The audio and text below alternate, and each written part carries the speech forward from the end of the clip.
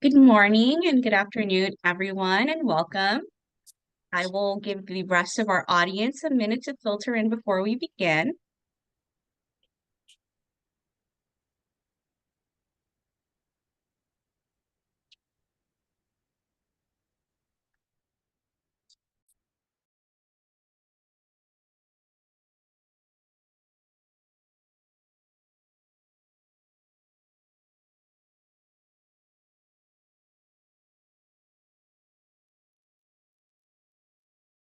All right, I think we've hit a good number here to get started.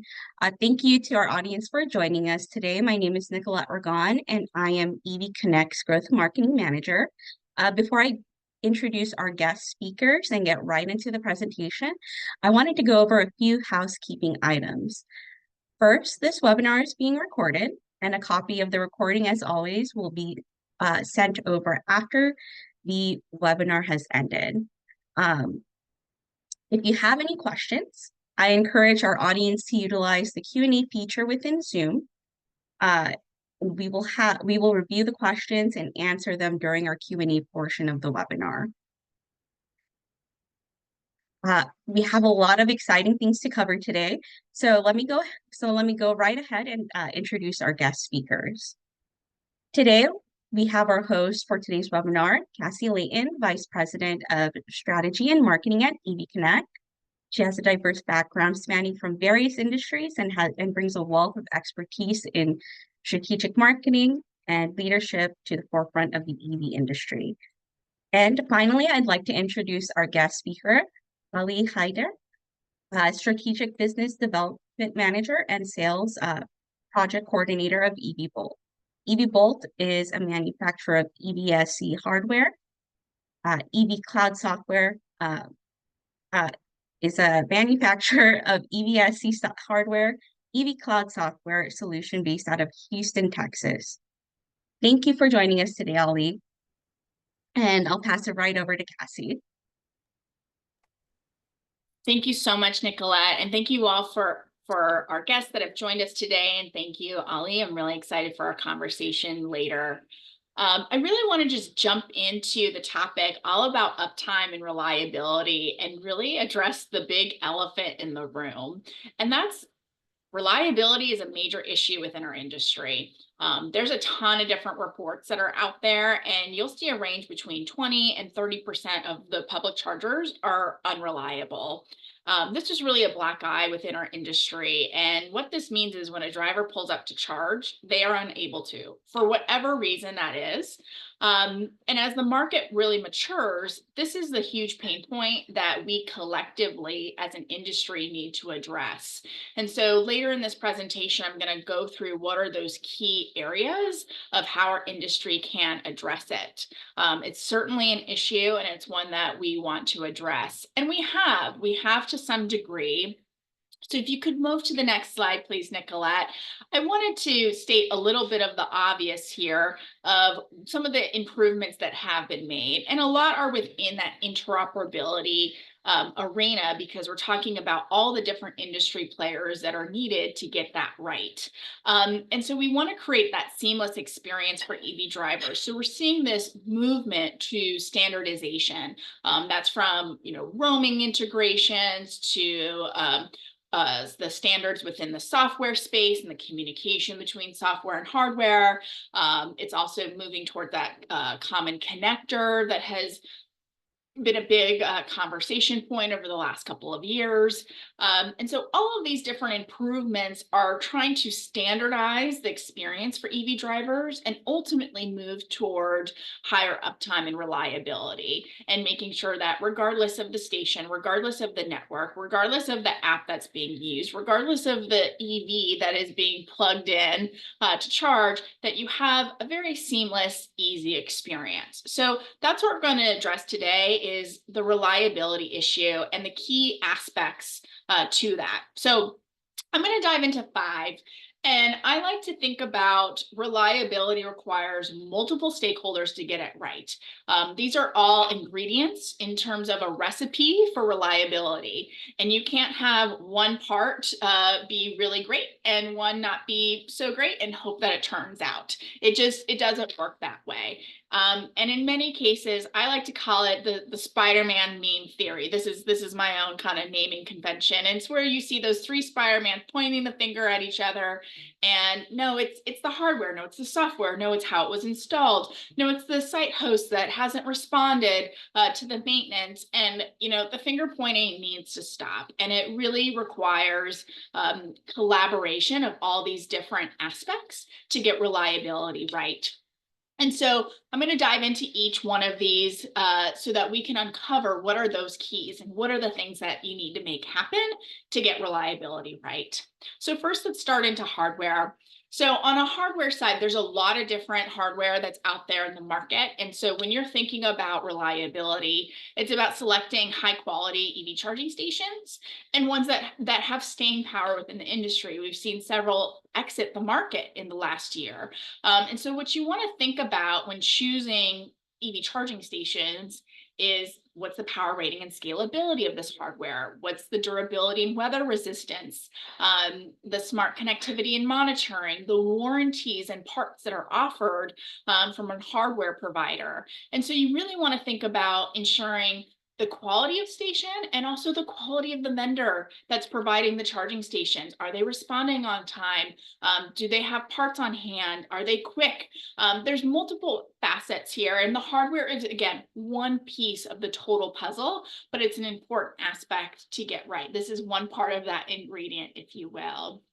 So the next ingredient really is all about the software. And so within the software space, aspects to get reliability right and how do you maximize that uptime is thinking about the real-time monitoring, the alerts and notifications, and ultimately the ability to detect issues early on, to provide proactive maintenance and remote troubleshooting.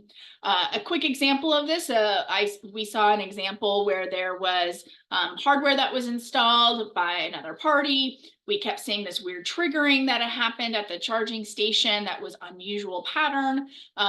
We ended up doing a site visit and we realized the way that it was installed was not proper. There was some water that came into that charging station.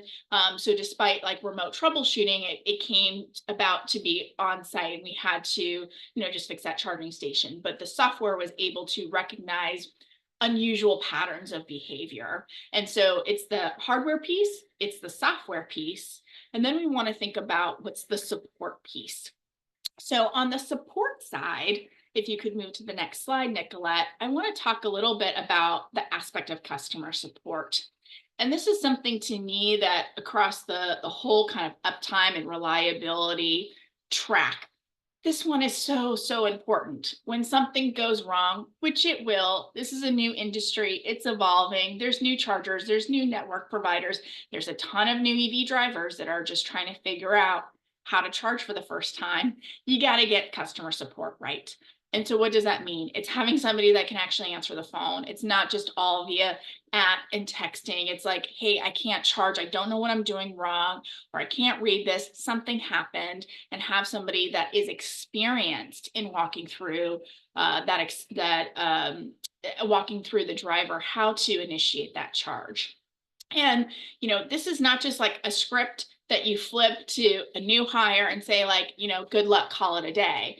You really want deep technical experience here with high quality call support and tech support on the line. You can't just hope a script solves the problem. This is an area where I really truly believe needs to get it right because we're all still learning, we're all growing, but at the end of the day, if there's a problem and an EV driver needs to charge, we can't leave them abandoned. We can't say, oh, go find another charging station. We got to figure out how to make it right and troubleshoot right then and get them up and charged. So the next aspect really is about maintenance. And so look, chargers are going to break. There's going to be issues that happen. There's going to need to be maintenance. Charging stations, at least as today, isn't just install it, set it, forget it, move on to the next one. We've done a little bit of that in the industry, right? It's like, how many ports can we get in the ground? And is there enough chargers so that EV drivers feel confident that there's enough chargers that are out there? I think we're kind of past that point. Yes, we need more infrastructure, but the driver problem that we're addressing today is less of is there a charger for me to charge along my route?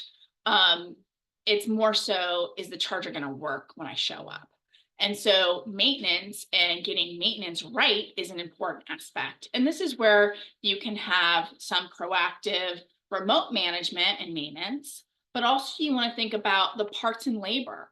So if a charger is broken, you're not going to the site host or the operator and saying, hey, we need a new part. Oh, well, that part's going to take 2 weeks to ship. Okay, well, once it ships, the maintenance person, they're on vacation, so they can't come until another week. So, we need to really shorten the time to resolution. And the way that you do that is really setting up secure maintenance plans and agreements at that site so that you have that coverage for on-site visits and repairs in a short amount of time. You also want to think about stocking common parts with service technicians. We want to create and reduce as many hurdles so that we can create a really positive experience. So when there's an issue, you can solve it. And so all of this goes into say of thinking about the management piece. And we think about management of the charging stations and why uptime and reliability is so important. There's a couple different use cases that we need to think about because uptime and reliability has different impacts depending on really the type of charger and the type of experience that you're going to have. And there's different impacts to the bottom line and different impacts to the EV driver and to the different site hosts and owners of those charging stations.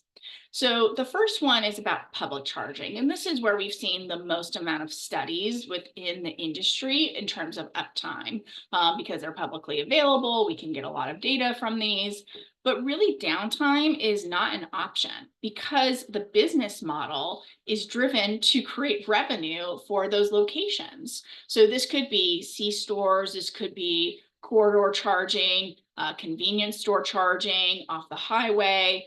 All of these are making money off of the charging stations. They invested a significant amount of money, even with incentive dollars, to create the infrastructure, to do the trenching, to make sure the electricity is there, to purchase DC fast chargers, to then have a charger that's not working. It's unacceptable, and you lose money from those experiences.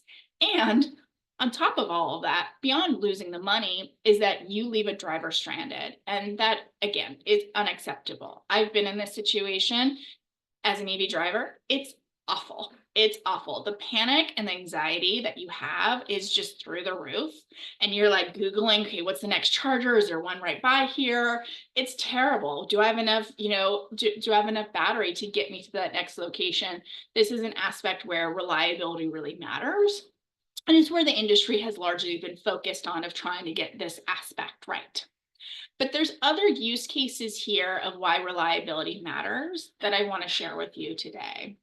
And the next one is really on private charging. So in the private charging space, think about this for private businesses, for multifamily, where you're going to have the consistent customer experience where I'm charging at work or I'm charging where I live. And so they expect a consistent service experience. And you know that they will be complaining all day long to that office manager or to their property manager if it's not working. They're expecting that charge to get to and from work or to charge at home. And so it's less about the revenue, although these locations may charge their customers for charging. It's less about making money off of that specific charging session as it is about creating a really nice experience for those customers. And so this is an aspect that still needs to get right. It may not be as reported on, but it's a really important aspect. So whether it's public or private, we still want to make sure that charger has the uptime and reliability that we need for across the industry. And so then we come to really our third one about why reliability matters. And so the third use case is amenity based. And so this type of experience and use case, think about hotels or retail locations where they're offering this amenity. It could be free, it could be a charge session. And this is really a critical value add to guests or visitors at those respective locations. And that can make or break the brand experience. And so the reason that hotels are putting this in and retail locations are putting this in is really to attract more guests and visitors that ultimately help their bottom line in terms of rooms booked or basket size at the end of the day. And while they may charge for these charging sessions, it ultimately reflects on the brand experience. And I'll give you an example. I visited a hotel in Southern California. It's a very common driving destination. I visited this hotel. They had 2 charging stations. And I was leaving the next day on the Sunday, and I saw that they had not charged my car. The charging was behind the valet. I could tell via my app that it hadn't been charged yet. And I will tell you, before I went to bed, I called downstairs to the valet staff and kept asking when they would charge my car. And when I think about that hotel experience, and it was a very nice hotel, that's what I think about. I think about how hard it was for me to get that charge and the anxiety that I felt as my head was hitting the pillow as I hope that they charge my car overnight so I can leave in the morning when I want to and don't have to have another stop. And so all of these different things have different impacts to that EV driver. Ultimately, they're not able to charge their car, and that's a terrible experience.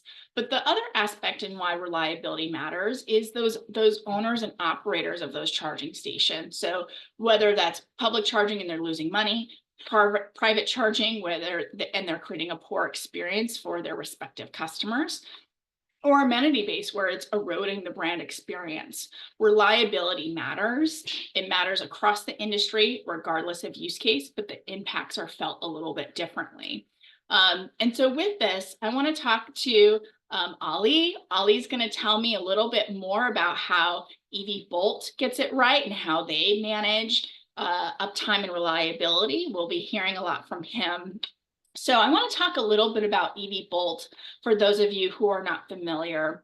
EVBOLT was founded in 2021, so a relatively recent market entry, but seasoned in the lifespan of the industry. So they've seen a lot in this amount of time since being founded in 2021, and they've had a ton of growth in that time. So their network has had 130% annual revenue growth and 80% growth in the kilowatts that it's dispensing across their network. And they're really a complete EV charging solution. So whether you're looking for hardware or software or turnkey O&M, level 2s or DC fast chargers, they have it all. So they've seen a lot of different use cases as well, from multifamily up to high-powered fleet. They've seen so many different experiences. So with that, I want to go into the second part of our segment today and talk to Ali. Ali, I want to hear from you. I want to hear all about reliability and uptime. So thank you so much for joining us today. Tell me a little bit about how EVBOLT got started. Thank you, Cassie. Thank you for introducing me. And I believe, it's a great start to our webinar. And the industry, we're growing, and EVBOLT started in, 2020, early 2021.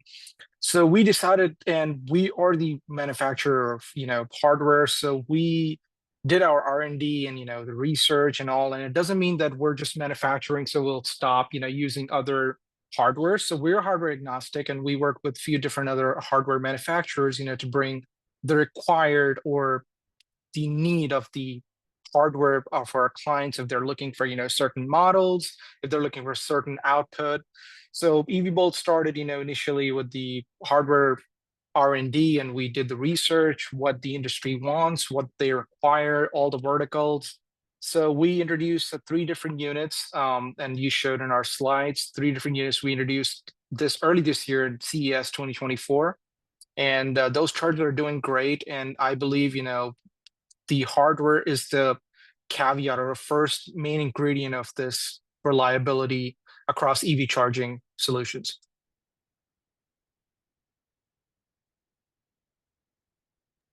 Terrific. Thank you so much for sharing a little bit about how EVBOLT got started.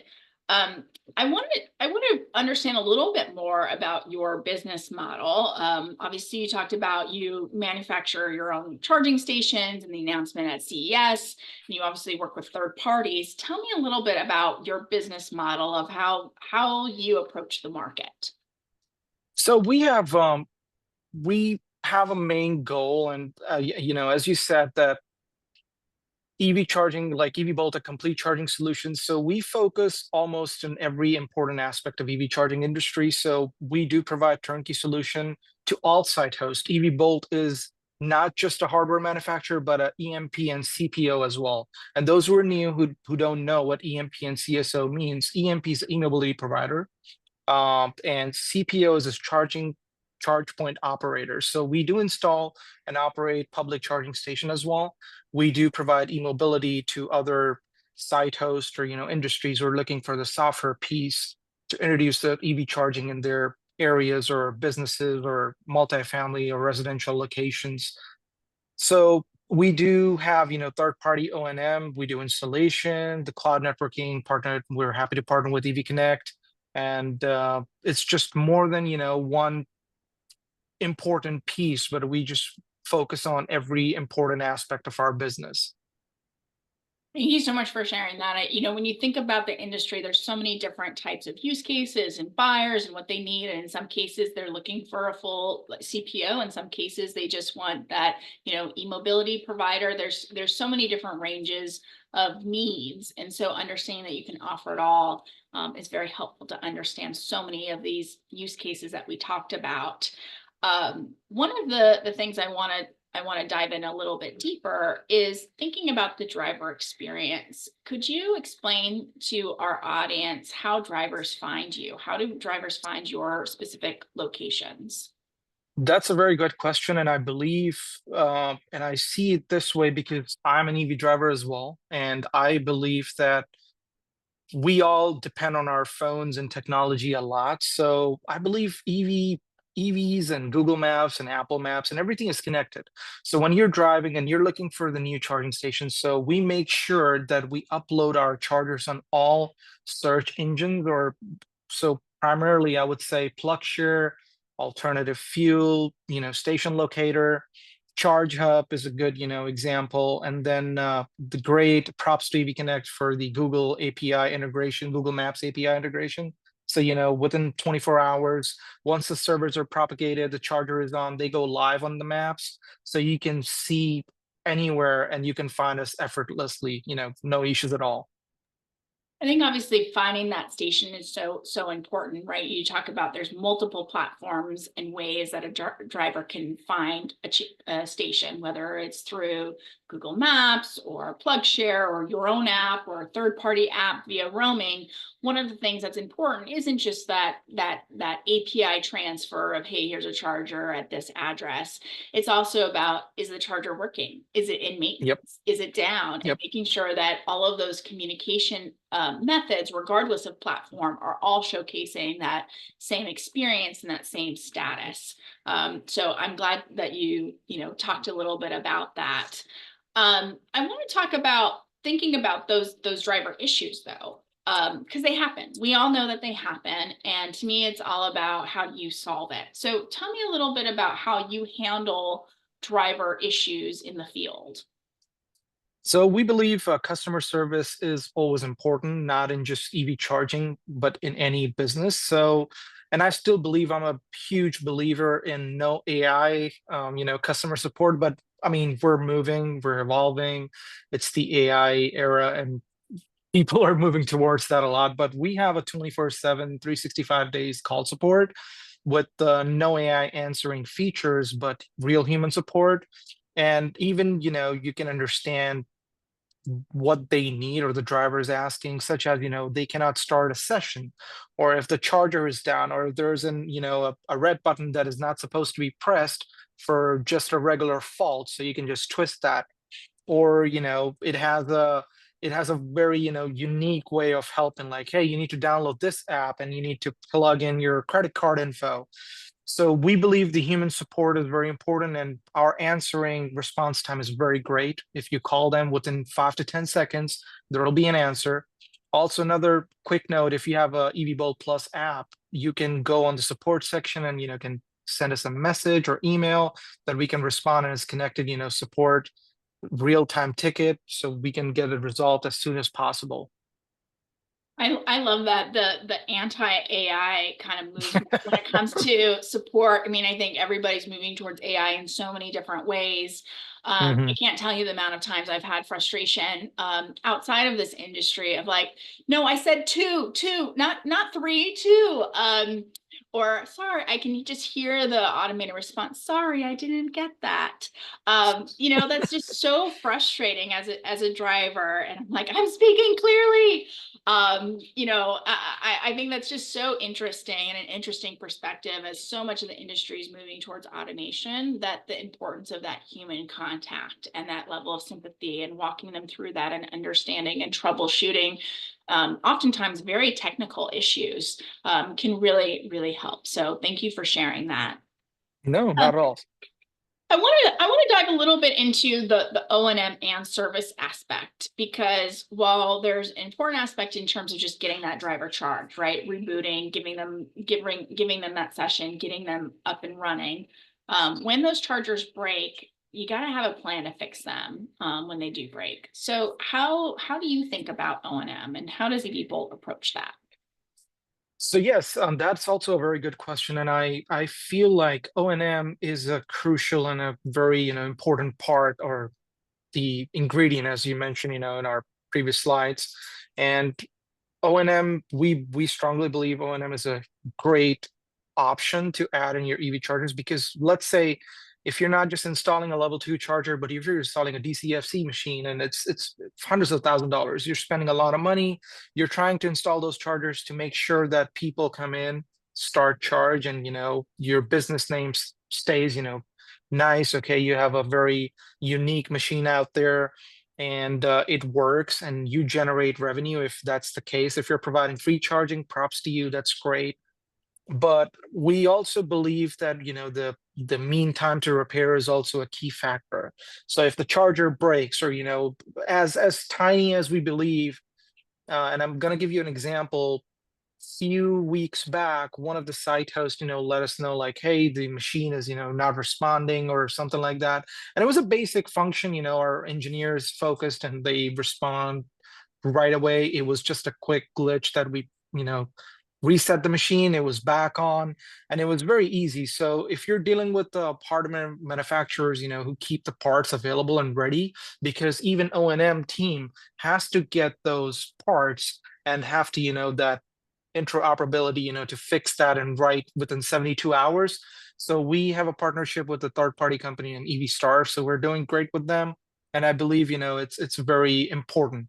And finally, the software management, it gives you real-time CNOC values. So the OCPP early alerts, the key indicators, tells you what's going on with the machine. If the software is not connected to the internet, or if there is an issue going on, if there's a power fluctuation, there's multiple key features you can detect in early stages if the station is going down or something's going to happen.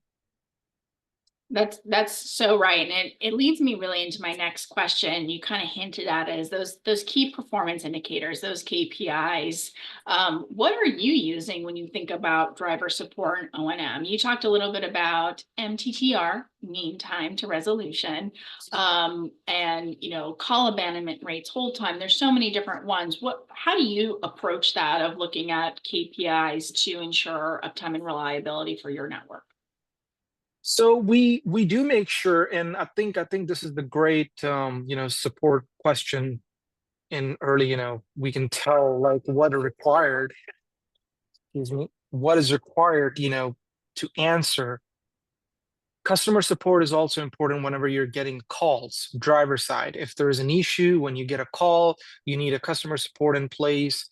And if there is an issue within the charger, a site host, can call and support a claim, or, hey, my machine is off, or something is going on, or sometimes, the cable issues.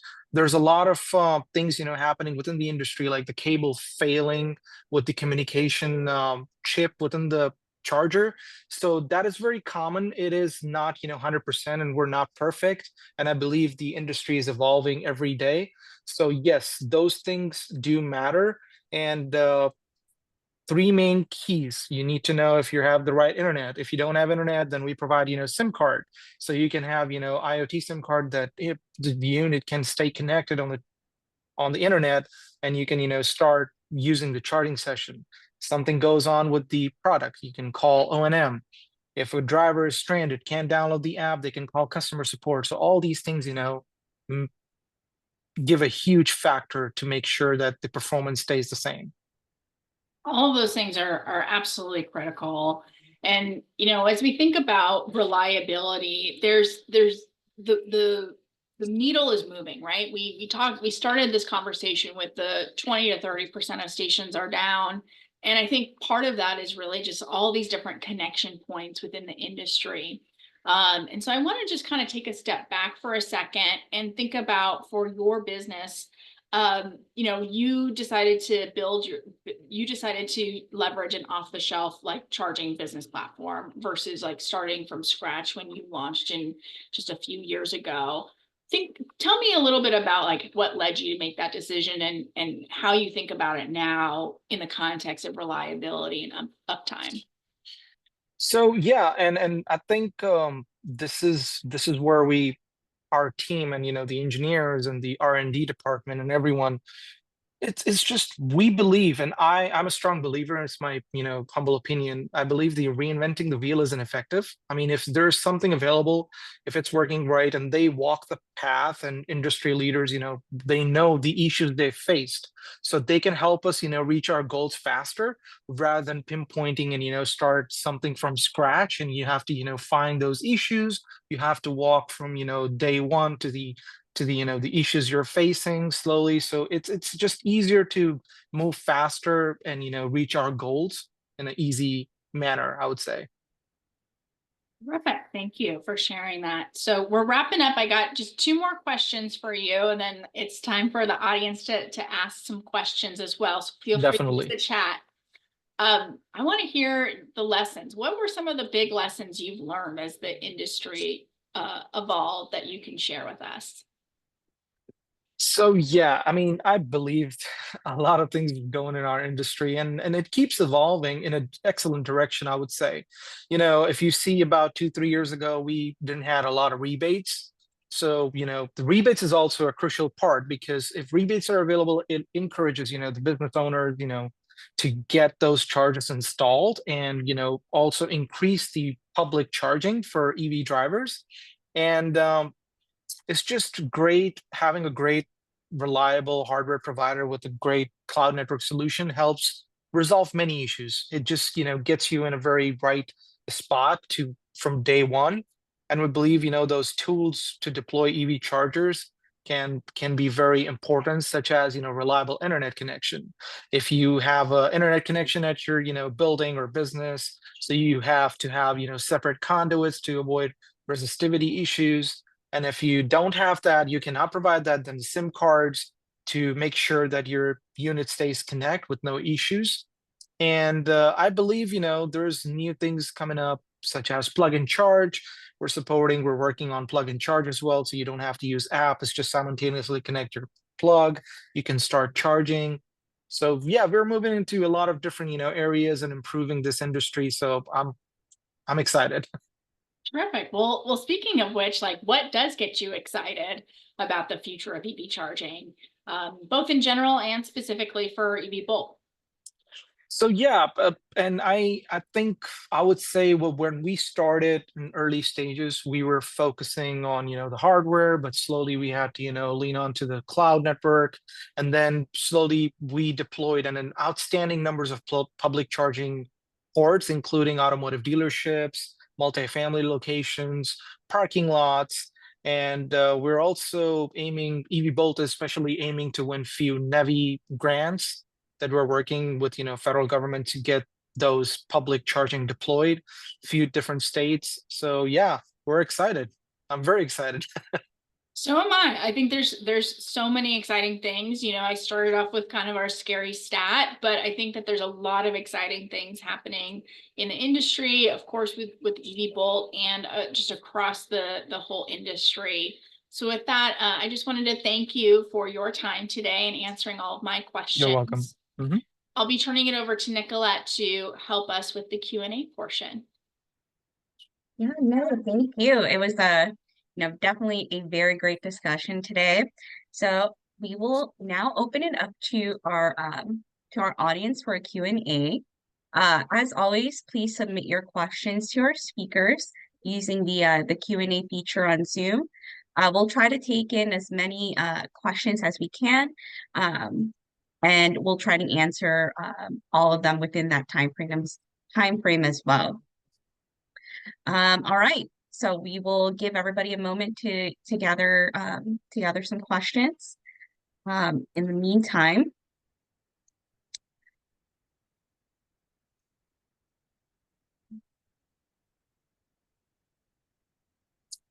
Nicolette, I think the chat is disabled. Can you see if the chat option is working? let's see here. Nope, nope, the chat is working fine, and the question and answer is working fine as well. Perfect. Yep. Thank you. I guess that means that we just fully covered it. Everybody understands uptime and reliability. No questions. Yeah. Well, we will be around here. If anybody does have any questions, you can always reach out to us. Oh, actually, we just did get our first question. Yeah, I think this might be to anybody within our this can be answered from any of our speakers here. Our first question is, what are your thoughts on addressing cable theft and vandalism? I'll open that question to either both you or Cassie, Ali. Ollie, do you Cassie, you want want to to go? go ahead? I'm happy to. I think that there's been a lot of conversations about cable theft and vandalism. I think that it occurs far less than maybe what the media reports on. I think in general, theft and vandalism is something that we're seeing across the country. And it's not an EV charging issue. This is like a national issue that we see, and specifically in certain cities and certain locations. There's certain ways to address this. It could be have those chargers inside of the parking lot, where you either need like a badge to get in or a ticket to get in, or it's free for them once they get in. There are always going to be bad actors. It's going to happen. It's going to happen across the industry. I will say in my experience, I very rarely have seen this. Ways to protect yourself if you are a site host or an operator is to look at your insurance policy within your specific parking lot and to have this something that is covered. That said, I have not seen it happen as often as I think that it is reported on. Ollie, what are your thoughts? Yeah, I think you covered most of the part, very uniquely and very informative.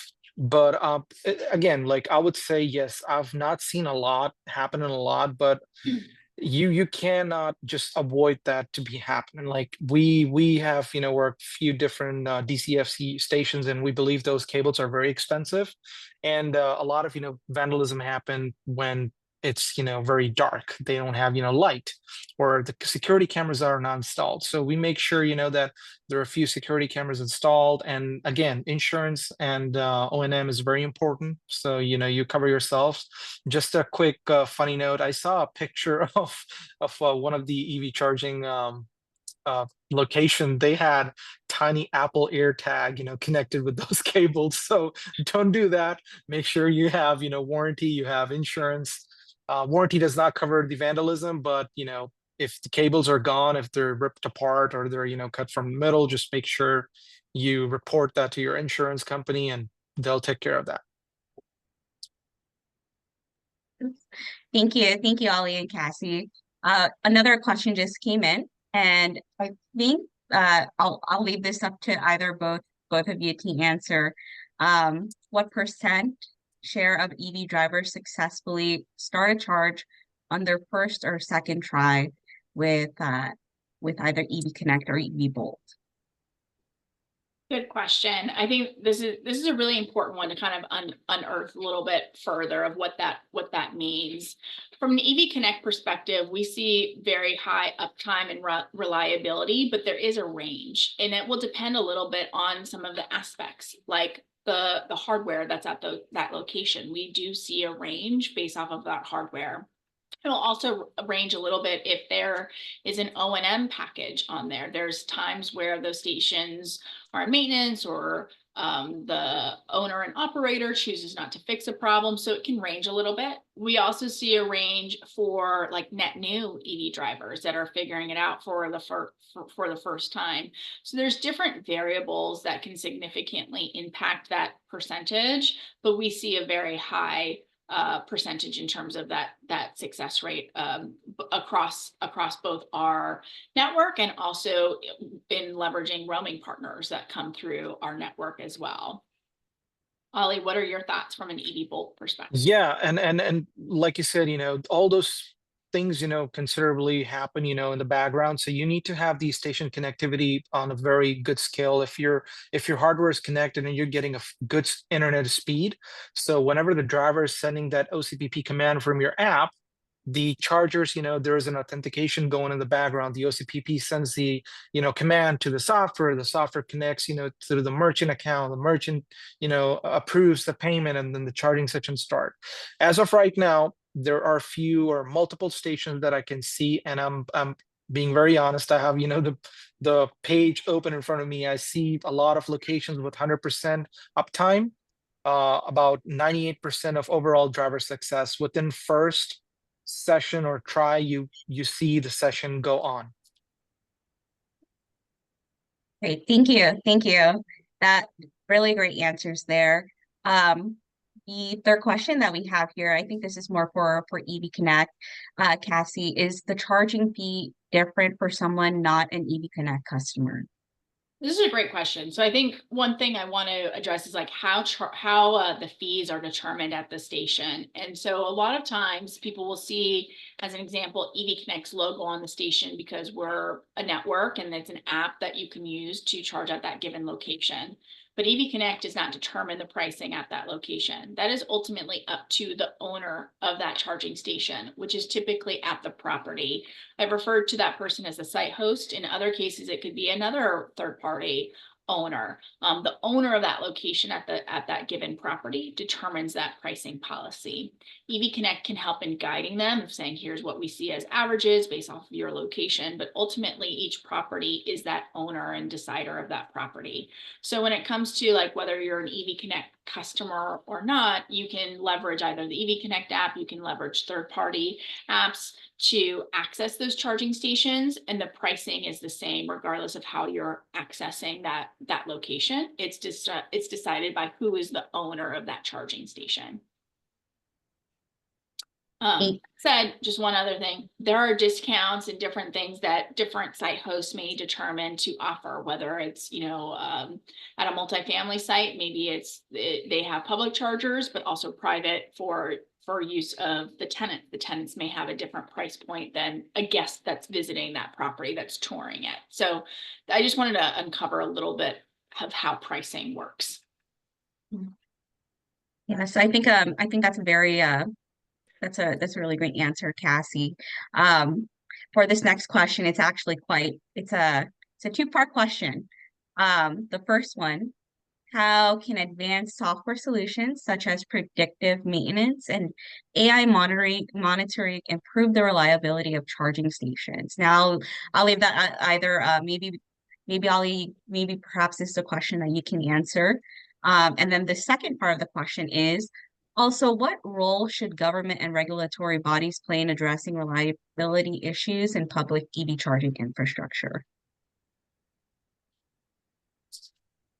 Like I said, we are, evolving, and the AI is becoming a huge factor in our daily lives, and I think EV industry is also moving towards AI, and soon we're going to see a lot of new features and new things coming out from software developers and the charging sector. So as I mentioned, there's few OCPP CNOCs that those numbers and those communication protocols coming in that you can directly see what's going on within the charging station. So it will give you a very early detection, like the power is not fully reachable, or there's amperage drop, or the network is not fully connected, there is certain percentage of network loss, or how many times a driver failed to connect a station, or there's a lot of things going on. So we do overall view a station health report every once,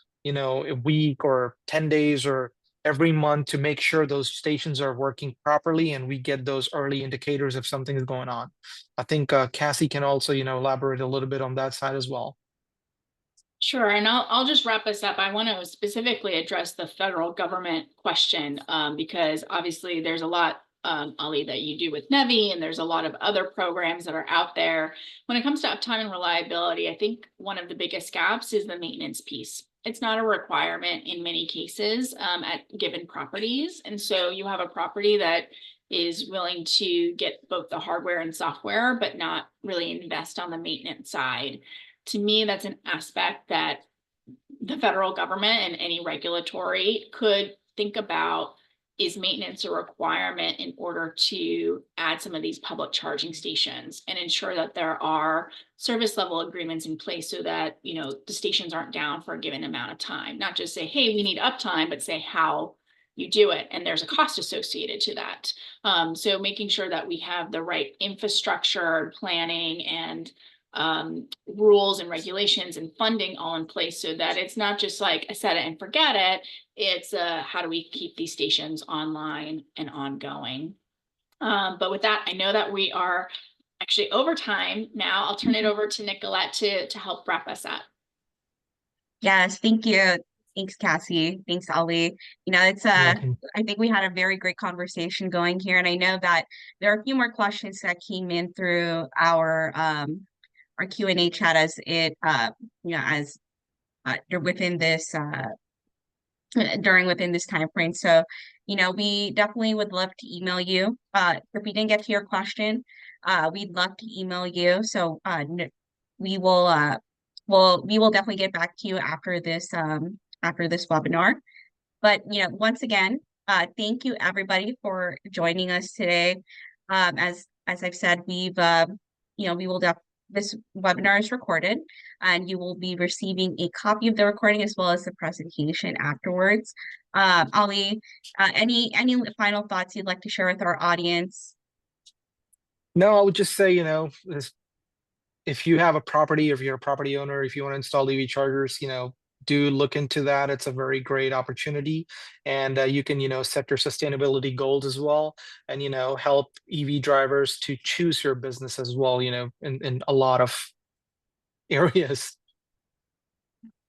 All right, well, thank you once again everybody for joining us today, and we look forward to seeing you at our next webinar. Thanks everybody. Thank you. Bye-bye everyone. Bye-bye.